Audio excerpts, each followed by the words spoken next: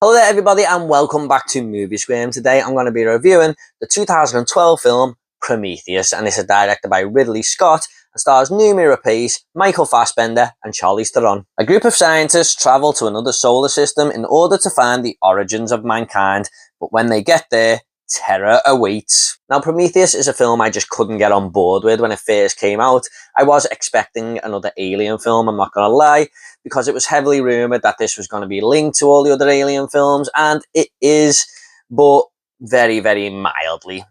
And I was sort of disappointed with that. But after hearing so many great positive thoughts on this movie over the years, and even my friend Jamie, who I went to pictures to actually see this back in the day, he said he liked it a lot more on rewatch. So I was quite looking forward to revisiting this again. And I have been reviewing all the Alien films on this channel, guys. So if you want to check them out, they'll be in the link down below. But after really enjoying all four of them, I was definitely up for this one. And to see if a second viewing could change my mind. So let's get into it. Now, I've got to say, this is a brave direction that Ridley Scott took here for the time. Alien is a massive franchise. And when all the images were being released before this movie came out, of the Whaling Corp and stuff, people were getting very, very excited, including myself. But what I will say is this is a unique take that expands the lore of the Alien franchise in such a massive way, but it is definitely its own thing and tries to do something totally different. And I'm actually quite amazed that Ridley Scott did manage to sprinkle that part of the Alien franchise in there somewhere and make it work within that universe. I mean, it feels very much different to the other four movies. Yes, it borrows the slow burn aspects of Alien. We've got a team of explorers going out into space, but they're not just answering a distress signal. They are on a mission to find the answers to how humans started and how mankind began. So they're sort of going there on a mission, basically. They are determined to find out how this all came about. And it really does make you attach to our two main protagonists in Logan Scott Green and Noomi Rapace here, because they really are feeling like they are unveiling their life's mission, like they're finally getting to what they've been searching for all their life. And I think they have great chemistry because of this. They share a very common interest, and they also are romantically involved in this movie. But I think they were two good characters to get behind for the whole purpose of the story. And this film definitely becomes a lot more interesting as it goes on. Ridley Scott is the master of the slow burn, and he slowly peels back the layers to reveal things slowly to us. And as that happens, our two main protagonists are bouncing off each other with every little discovery. So again, they are, the chemistry is really there with them. But I was fully invested this time. I was fully immersed into this world, into this story that Ridley Scott was going for here. I mean, I'd forgotten so much about it anyway, and this felt like a brand new experience to me. So time is a healer, and it was definitely working for me as soon as the movie started, really. I mean, I knew this movie was all fictional at the back of my head, but part of me just wanted to believe that this was actually a true answer to life itself. I mean, scientists have been looking at the meaning of life for decades now, and no one still has the answer or the origins of life. But the movie pulls you in that much, gets you that invested, that you actually want this to find the answers for you, if that makes sense. Or maybe that was just me.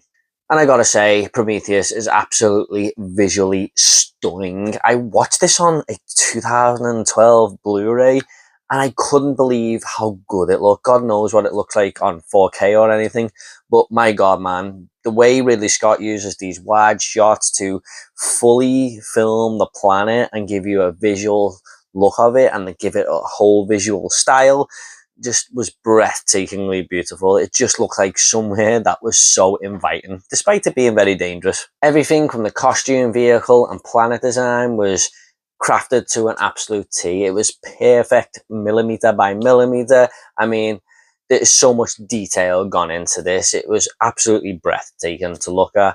And the Prometheus ship itself, I gotta say, is one of the best looking ships I've ever seen in a sci-fi movie. Just looking at this thing move around and stuff, it was an eighth wonder of the world. The movie has a great cast too, with Idris Elba, who is the captain of this Prometheus ship, and he's sort of guiding the explorers around on his little map there. I always liked looking at them scenes. I thought they were really cool.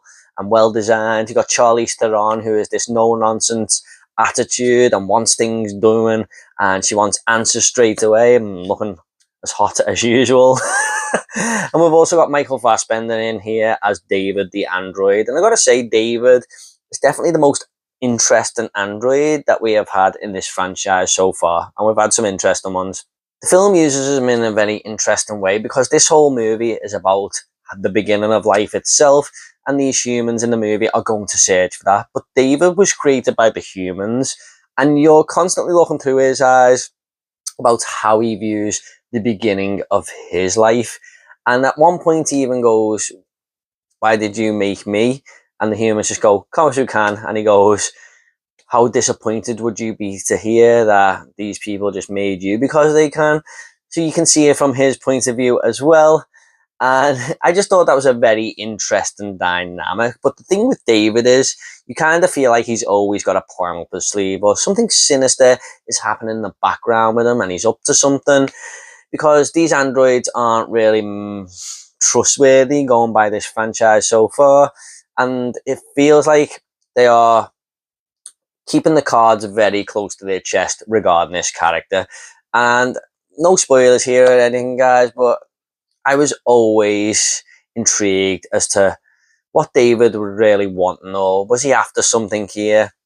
Film really does keep you guessing with his character, and I like that about Prometheus. Now, I think Michael Fassbender really had to get this down to a T with all his mannerisms and stuff. He really makes the character work. He is definitely the most intriguing character in the entire movie, and it's such a fantastic performance from him. I gotta say, the third act goes for it here, and the horror definitely starts to enter the story and sees our characters face danger in many different ways. The whole abdominal procedure with Noomi Rapace's character was so tension-filled here. You really felt like she was in grave danger, and it really does look like she's in a very uncomfortable position. And I was kind of shouting at the screen for her to, like, hurry up and get this thing out of her. I really wanted her to be okay in this situation. And it really was a great homage to Ridley Scott's original movie in Alien, and one of the greatest movie scenes of all time, really. You could sort of see where that was going if she didn't hurry up and help herself. And I just quickly want to say, those little eel things that come out of the puddles in that cave that they're looking at, man, those are freaky little motherfuckers. Such a dangerous character design there, that really did work. But there's lots going on here with the giants, this big freakish octopus thing that is highly, highly dangerous. And we've got a person's eyes being infected by these little insects, and it starts to take over the body and stuff. So there really does go for it in the third act. However, it does feel like it's doing one too many things. I mean, it works for the most part, but after such a slow burn, the movie sort of just jerks and goes into a way quicker pace. It just feels a little bit off. However, guys, this was way better for me on rewatch. I highly enjoyed this film a second time round, and I think enough time has passed for me to get over that now. Although there is quite a few links to Alien here, don't go into this expecting a full Alien film, but it definitely expands the lore and the universe of them movies. I'm just going to go ahead and rate this movie now. I'm going to give Prometheus an 8.5 out of 10. And I really do enjoy it when I don't initially like a film and I watch it many years later and it just gets turned on its head. And that was the case with this one. At the end of these reviews, I always like to leave a little fun fact. Now, a fun fact for Prometheus is that the androids in each of these movies has been going by alphabetical order. So in Alien, we had Ash. In Aliens, we had Bishop. In Alien Resurrection, we had Cal. And in this one, we have David. So if you know your alphabet, you'll know that's A, B, C, D. Okay, guys, I hope you all enjoyed this review. Don't forget to check out my other Aliens reviews in the link down below. What did you think of Prometheus? Have you seen it more than once? Did your mind change a second time? Please do let me know in the comments down below. It'd be great to get your thoughts. Thanks so much, guys. You take care, and I'll see you all in the next video.